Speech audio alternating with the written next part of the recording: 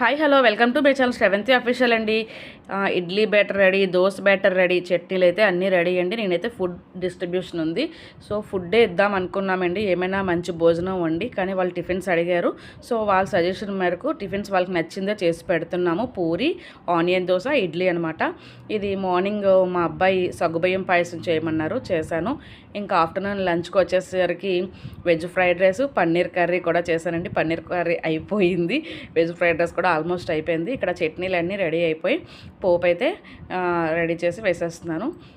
పల్లీ చట్నీ, టమాటా చట్నీ, పూరీ కోసం పూరీ కర్రీ, అంటే బొంబాయి చట్నీ పూరీ కర్రీ ఈక్వల్గా అలా చేశాను, వాళ్ళు తినడానికి అనుకూలంగా ఉండేటట్టు. ఆనియన్ దోశ అన్నీ కూడా రెడీ చేస్తున్నాను. ఇడ్లీ అవుతుంది, ఓకే, పూరీ చేస్తున్నాను, చట్నీలు అయిపోయి ఇవి ఇంకా ప్యాకింగ్ చేయాలి. రైస్, బొంబాయి చట్నీ, పల్లీ చట్నీ, టమాటా చట్నీ. ఆల్మోస్ట్ నీట్ కావాలి చెప్పు.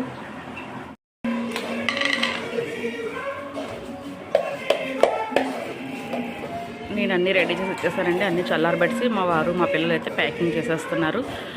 ఆల్మోస్ట్ అందరం కలిసి చక్కగా చేసుకున్నామండి ఆ రోజు పనులు అయితే.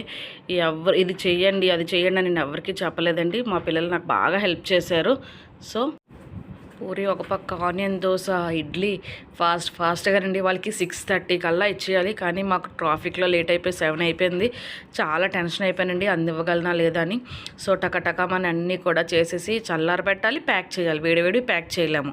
సో మొత్తానికైతే అనుకున్న టైంకి అయిపోయిందండి. ఇగో మా వారంతా కూడా ఒక పెద్ద బ్యాగ్లో అన్నీ ప్యాక్ చేసేసారు.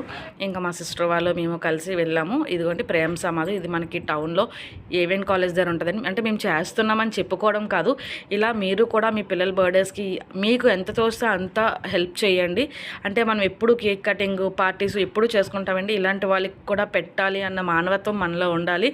సో మీరు కూడా ఇలా హెల్ప్ చేస్తారని చెప్పే ఉద్దేశంతో ఈ వీడియో తీసామండి. మా గొప్పల కోసం కాదు, మేము చేస్తున్నది చూపించుకోవడానికి కూడా కాదు. ఇక్కడ ఆల్మోస్ట్ 40-60 మెంబర్స్ ఉండేవారండి. అలా అందరూ కూడా 1 by 1 ఎక్స్పైర్ అయిపోయారండి పాపం. ఇప్పుడు ఓన్లీ 12 మెంబర్స్ ఆర్ 13 మెంబర్స్ ఉంటున్నారు. తాగడానికి ఫ్రూటీ, వాటరు, బిస్కెట్ ప్యాకెట్టు, ఇంకా మేము తెచ్చిన ఐటమ్స్ అన్నీ కూడా అలా పెట్టేశాము. వాళ్ళు లైన్లో వచ్చి ప్రేయర్ కూడా చేసుకున్నారు. ప్రేయర్ చేసి అందరూ ఇలా తీసుకున్నారండి. చాలా హ్యాపీ అనిపించిందండి. చాలా అంటే పిల్లలతో అలా పెట్టించాను. ఆ రోజు మా అబ్బాయి చాలా హ్యాపీ ఫీల్ అయ్యాడండి. మమ్మీ నాకు ఇది చాలు, ఇంకా ఎవ్రీ ఇయర్ మనం ఇలాగే చేద్దామని అయితే మా అబ్బాయి ఫిక్స్ అయిపోయాడండి. మనకు ఉన్న దాంట్లోనే ఎంతో కొంత మనం హెల్ప్ చేయాలండి. పిల్లలకి కూడా మనం ఇదే నేర్పించాలి. హెల్పింగ్ నేచర్ అన్నది బాగా పిల్లలకి మనం నేర్పించాలండి. వాళ్ళకి కూడా ఇంట్రెస్ట్ వస్తుంది అన్నమాట. సో ఇలాగ మేము మా